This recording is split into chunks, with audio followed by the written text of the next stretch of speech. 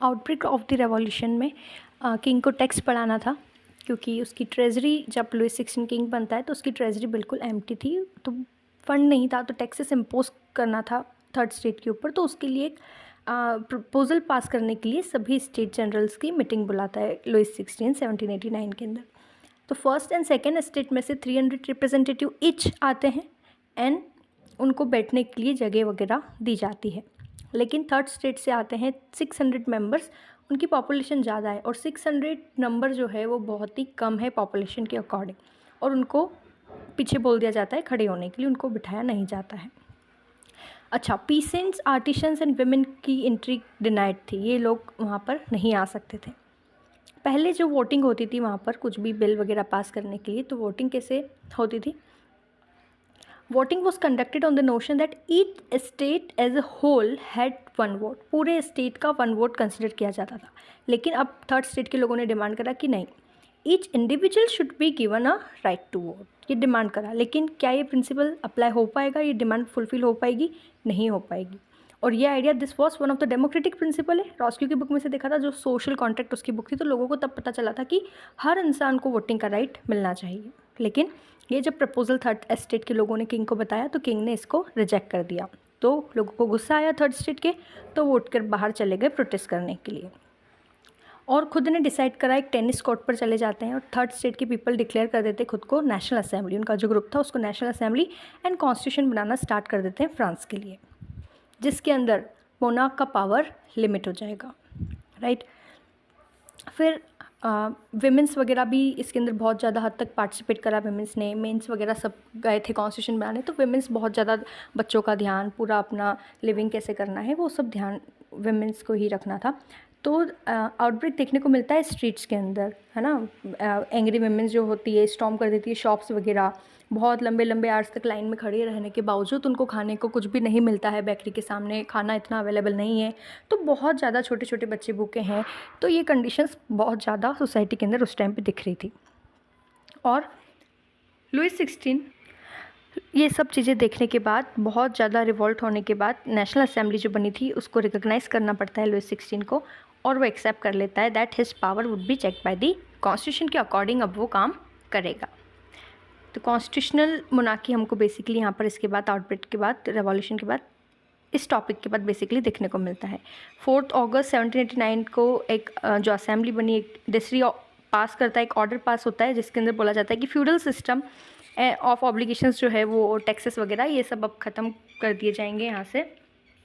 So basically लोगों ने जो कोशिश करी उनका फ्रूट उन्हें देखने को मिला इस रेवोल्यूशन के बाद। Next topic is France becomes a republic. अभी तक कॉन्स्टिट्यूशन बन चुका है, मोनार्क का पावर लिमिट हो चुका है, तो republic is a form of government where the people elect the government including the head of the government. जो भी गवर्नमेंट का हेड पर्सन होता है वो भी लोग ही इलेक्ट करते हैं, तो वही रिपब्लिक कहलाता है।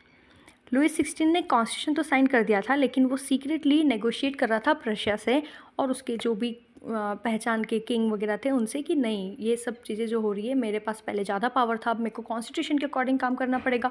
कोई भी किंग ये नहीं चाहेगा कि उसका पावर लिमिट हो जाए, तो उसने साइन तो कर दिया था ऑल्दो, बट वो अभी भी सीक्रेट तरीके से नेगोशिएशंस कर रहा था आसपास वाले लोगों के साथ में कि मुझे थोड़ी सी हेल्प मिल जाए। और ये नेशनल असेंबली को बात पता चल गई, और उससे पहले ही किंग की हेल्प हो पाती, उससे पहले ही नेशनल असेंबली ने वॉर डिक्लेयर कर दिया प्रशिया एंड ऑस्ट्रिया के अगेंस्ट में 1792 के अंदर, राइट। फिर कॉन्स्टिट्यूशन के अंदर क्या क्या थे? पॉलिटिकल राइट्स थे only to a richer section of the society. हमने देखा था जब मीटिंग बुलाई थी लुई 16 ने तीनों स्टेट की, तो थर्ड स्टेट में पुअर लोगों को कंसिडर नहीं करा था, वेमेन को भी नहीं बुलाया था, तो उसमें जो राइट्स की बात करी गई कॉन्स्टिट्यूशन में वो बेसिकली रिचर सेक्शन के लिए ही थी। तो पॉपुलेशन का लार्ज सेक्शन अभी भी रिवॉल्यूशन कंटिन्यू करना चाहता था, क्योंकि उनको अभी कोई राइट्स नहीं मिले, है ना। पुअर पीपल अभी भी स्ट्रगल ही कर रहे हैं, तो लोगों ने स्टार्ट करा, पुअर पीपल ने अपने पॉलिटिकल क्लब्स बनाना स्टार्ट करे कि कुछ हम गवर्नमेंट की पॉलिसीज़ डिस्कस करेंगे, प्लान्स करेंगे, कुछ हम भी थोड़ा सक्सेस पाएंगे लाइफ में। तो उन्होंने अपने छोटे छोटे क्लब्स बनाए, और उसमें से सबसे ज़्यादा इम्पॉर्टेंट, फेमस, सक्सेसफुल जो क्लब रहा ऑफ जैकोबिन्स, जैकोबिन क्लब सबसे ज़्यादा इम्पॉर्टेंट रहा। उसके बाद जो मेंबर थे जेकोबिन क्लब के वो लेस प्रॉस्परस सेक्शन से बिलोंग करते, कॉमन सी बात है। कुछ शॉपकीपर्स थे, आर्टिशंस थे, वर्कर्स थे, और पूरे क्लब का एक लीडर था मैक्सिमिलियन रॉबेस्पियर। अब इनकी ड्रेस कोड, इनका स्ट्रिप्स ट्राउज़र होता था। This Jacobins came to be known as sans culottes, meaning without knee breeches. ये इनका अपना रेड कैप था, है ना, इनका ड्रेस कोड के बारे में बताया हुआ है। उसके बाद ये सब लोग जाते हैं 1792 में जेकोबिन अटैक कर देते हैं ट्यूलेरियस नाम के पैलेस पे, और किंग वगैरह जो वहाँ पर थे उसको बंदी बना लेते हैं, और फिर रॉयल फैमिली को भी धीरे धीरे जेल के अंदर बंद कर देते हैं। इलेक्शन करवाए जाते हैं और नई इलेक्टेड असेंबली जो बनती है उसको बोला जाता है कन्वेंशन। तो पुअर लोगों ने भी स्ट्रगल करा, रिच लोगों ने भी स्ट्रगल करा। अब आएगा टॉपिक रेन ऑफ टेरर, डर का दौर, 1793 से 94 तक चलेगा। अभी तक हमने देखा कि जेकोबिन क्लब का लीडर कौन है, मैक्सिमिलियन रॉबेस्पियर। तो रॉबेस्पियर अब लीडर चल रहा है और वो अपनी पॉलिसीज़ बहुत ज़्यादा सीवियर कंट्रोल एंड पनिशमेंट वाली पॉलिसीज़ फॉलो करेगा। क्या बोलता है वो कि all those whom he consider as his enemies including his club members and anyone who did not agree to his methods were arrested, imprison and then tried by the revolutionary tribunal. मतलब उसकी ही party के लोग क्यों नहीं हो, उसके ही group के member क्यों नहीं, कोई भी उसके अगेंस्ट में जाएगा तो उसको वो पनिशमेंट दिलवाएगा, उसके ऊपर मुकदमा चलेगा ट्रिब्यूनल, और फिर उसको अरेस्ट कर लिया जाएगा अगर वो गिल्टी माना गया तो।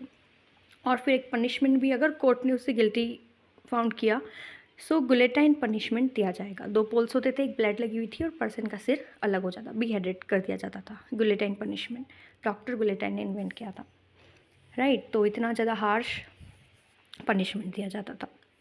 लॉस इंट्रोड्यूस किए गए in placing maximum ceiling on wages and price by Robespierre government ने बहुत सारे लॉस में चेंजेस करा।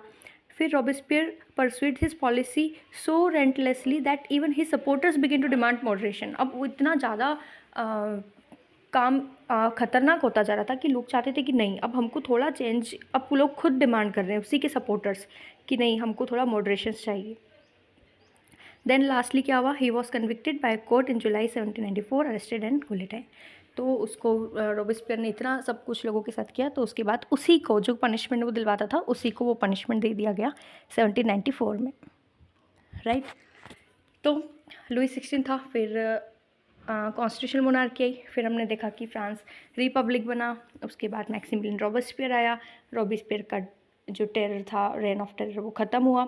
उसके बाद अब कोई लीडर नहीं है तो अब फिर से एक डायरेक्टरी रूल्स, मतलब कुछ लोगों की अब गवर्नमेंट बनेगी, लेकिन यहाँ पर भी फ़ायदा उठा लेगा एक बहुत इंपॉर्टेंट पर्सन। तो after the fall of Jacobin government the wealthier middle class took over the power. Wealthier middle class के जो लोग थे उन्होंने पावर अपने हाथ में ले लिया। नया कॉन्स्टिट्यूशन इंट्रोड्यूस किया जिसके अंदर डिनाई किया गया the voting right to those who did not own property. Voting right उन्हीं को, मतलब जिनके पास प्रॉपर्टी नहीं है उनको कोई वोटिंग का राइट नहीं दिया जाएगा यहाँ पर। It gave way to elected legislative council, this then appointed a directory and executive made up of 5।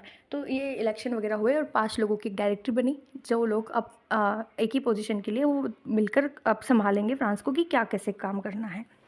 लेकिन this provided a safeguard against any one man dominating the power. लेकिन अब ये सेफगार्ड दे दिया गया कि अभी तक एक ही आदमी चल रहा था, अब 5 लोग हैं तो थोड़ा लोगों को लगा कि अच्छे से काम हो पाएगा, लेकिन 5 पर्सन, कोई क्या बोलता है, क्यों कोई क्या, लोगों की आपस में नहीं बन रही थी, स्टेबिलिटी नहीं आ पा रही थी। तो this political instability pave the way for the rise of a military dictator Napoleon Bonaparte. तो यही जो इनस्टेबिलिटी सिचुएशन देखने को मिल रही थी सोसाइटी में, उसी में फ़ायदा उठाया एक मिलिट्री के डिक्टेटर ने, नेपोलियन बोनापार्ट, और वो सारा पावर अपने हाथ में ले लेगा, है ना। इसमें बुक के अंदर एनसीईआरटी में लेफ्ट पेज पे गिवन है एक्टिव पैसिव सिटीज़न, जिनको वोट देने का राइट था, एक्टिव सिटीज़न ओनली मेंस, और जिनके पास कुछ प्रॉपर्टी है, और विमेंस को वोट देने का राइट नहीं था, कुछ पुअर पीपल को, मेंस को भी वोट देने का राइट नहीं था, तो passive citizen, right. Last is the abolition of slavery, कैसे गुलामी जो है वो ख़त्म होती है। स्लेव ट्रेड बिगन होता है यहाँ पर 17th सेंचुरी के अंदर। मर्चेंट्स क्या करते हैं, सेल करते हैं, एक पोर्ट से दूसरे पोर्ट तक, अफ्रीका की कोस्ट तक जाते हैं और वहाँ से स्लेव्स खरीदते हैं, और प्लांटेशन ओनर्स को, मतलब स्लेव्स की भी बोली लगती है, और प्लांटेशन ओनर्स को बेच दिया जाता है वो।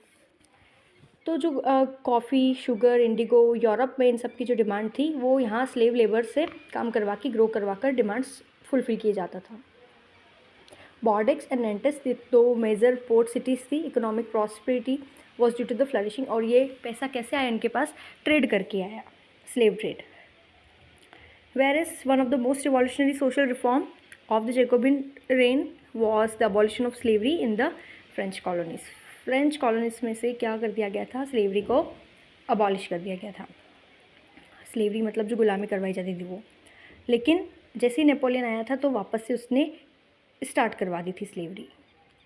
एंड फाइनली लास्ट में अबॉलिश कब की गई, 1848 के अंदर सभी फ्रेंच कॉलोनीज़ के अंदर। ठीक है, तो मेन टॉपिक्स हमने बात कर लिए हैं, एक क्विक रिवीजन हमने देखा। आई होप आपको वीडियो हेल्पफुल रहे। Thank you so much for watching the video.